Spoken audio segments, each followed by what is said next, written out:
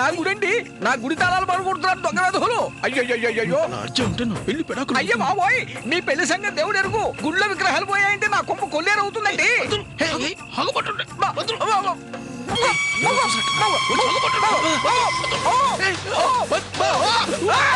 దొంగ దొంగ అయ్యో బాబోయ్, దొంగలండి కాపాడండి.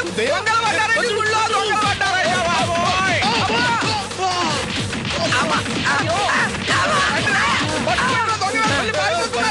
రండి రండి, దొంగలు పడ్డారండి, గుళ్ళో దొంగలు పడ్డారు.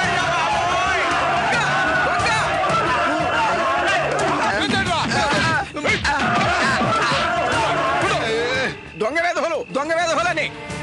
అమ్మ పంతులు, ఏం పంతులు వీళ్ళతో ఇక్కడేం చేస్తున్నావు? వీళ్ళతో రావడం ఏంటండి, నేను పూజ కోసం వచ్చాను. అంతేనా? వీళ్ళతో కుమ్మక్కయ్యావా? ఆ కుమ్మక్కల సంగతి తర్వాత చూడొచ్చు, ముందా పిల్ల సంగతి చూడలే. బాబు పాపం పడిపోయింది. పూట ఏం పూజ చేస్తున్నావా? ఏం పూజలంటే ఏం చెప్తామండి? రాధా, అమ్మ రాధా, రాధా, రాధా, రాధా, అమ్మ రాధా, రాధా, రాధా. నమస్కారం బావగారు. నమస్తే నమస్తే. బాగున్నారా? బాగున్నానండి. ఈ బిజినెస్ వ్యవహారాలు మీకు తెలియనివి కావు. కోట్లతో వ్యాపారం చేసే వాళ్ళైనా ఒక్కోసారి లక్షల కోసం వెతుక్కోవాల్సింది. అది సహజమేలేండి. ఇప్పుడు నాకు కూడా అలాంటి చిక్కే వచ్చింది. అర్జెంటుగా ఓ పార్టీకి 50 లక్షలు క్లియర్ చేయాలి బావగారు. మీరు మరోలా అనుకోపోతే ఆ 50 లక్షలు మీరే సర్దాలి. ఎటు తిరిగి పెళ్ళయ్యాక ఇచ్చేదే కదా. తప్పకుండా పంపిస్తాను బావగారు. మన లావాదేవీల మధ్య మూడో వ్యక్తి ఎందుకు బావగారు? ఆ చెక్ ఏదో స్వయంగా మీరే చేత పట్టుకుని ఓ అరగంటలో మా ఇంటికి రాలేరా? అలాగే వస్తాను.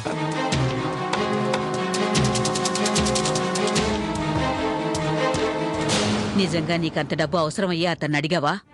దీంట్లో తప్పే ఉందమ్మా. ఎలాగో సంబంధం కలుపుకున్నాం, ఆ ఇంటి పిల్లని మన ఇంటి కోడాలనుకున్నాం. అలాంటప్పుడు ఇచ్చిపుచ్చుకోవడంలో తప్పే ఉంది. నువ్వివ్వడం లేదురా, పుచ్చుకుంటున్నావు. కరెక్టే. పెళ్లికి ముందే ఇలా అడగడం తప్పురా. అమ్మా, ఆ విషయం గురించి మాట్లాడకండి. ఇంటికి వచ్చిన కోడలకి ఎన్ని డజన్ల పట్టు చీరలు పెడుతున్నారు, ఎన్ని కేజీల బంగారం పెడుతున్నారు, వాళ్ళని అడగండి. తులసమ్మా, జరిగిందేమిటో చెప్పు. ఏం చెప్పమంటారు? చేనును కాపాడాల్సిన కంచె తనే స్వయంగా ఆంబోతును పిలిచి పచ్చని పంటను పలహారం చేయమనడం ఎక్కడైనా విన్నారా అయ్యగారు? పట్టుమని 13 ఏళ్లు కూడా లేని నా బిడ్డని ఈ కూని కొరికిచ్చి పెళ్లి చేయడానికి సిద్ధమైపోయాడా పెద్ద మనిషి. ఈ పెళ్లిని నేను అడ్డుకున్నానని నాకు తెలియకుండా అర్ధరాత్రి వేళ నా బిడ్డకు మత్తు మందించి గుడికి తీసుకెళ్లి ఈ త్రాష్ట్రుడి చేత దీని మెళ్ళో తాళి కట్టించాలనుకున్నాడు. ఎరా, అసలు ఒక మనిషివేనా? అభం శుభం తెలియని ఈ పసిపిల్లకి పెళ్ళేంట్రా? అది ఈ జులాయి వేధతో. వీడు పోసే సారాణ్యుల కోసం కన్న కూతుర్నే బలిదానం చేద్దామని ఎలాగనుకున్నావురా? ఏ పిల్ల బతుకును నాశనం చెయ్యాలనుకున్నావో ఆ పిల్ల కాళ్ళు పట్టుకుని క్షమాపణ చెప్పు. ఆగిరా! నా బిడ్డకు జరిగిన అన్యాయానికి ఇది సరైన శిక్ష కానే కాదయ్య గారు. నా బిడ్డ కాళ్ళు పట్టుకునే అర్హత కూడా ఆ పాపిష్టి చేతులకు లేదు. ఆ చేతులకు సరైన శిక్ష సంకెళ్ళు పట్టమే.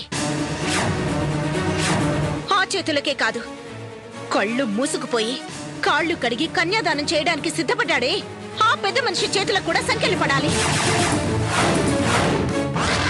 ఎంతైనా వాడు నీ భర్త కదా. మీ కడ్డొస్తోంది ఈ బంధమే అయితే ఈ తాడిని తెంచి ఇప్పుడే వాడి మొహాన కొడతాను. ఇన్నేళ్ల నా జీవితంలో నా తీర్పుని మించిన తీర్పు తొలిసారిగా ఇవాళే విన్నాను. ఇది ఓ కన్న తల్లి కడుపు రగిలితే ఆ మంటల్లోంచి పుట్టుకొచ్చిన అగ్గిలాంటి తీర్పు. దీనికి నేనే కాదు, మనం అందరం తల వంచాల్సిందే. పోలీసులకు ఫోన్ చేయండి.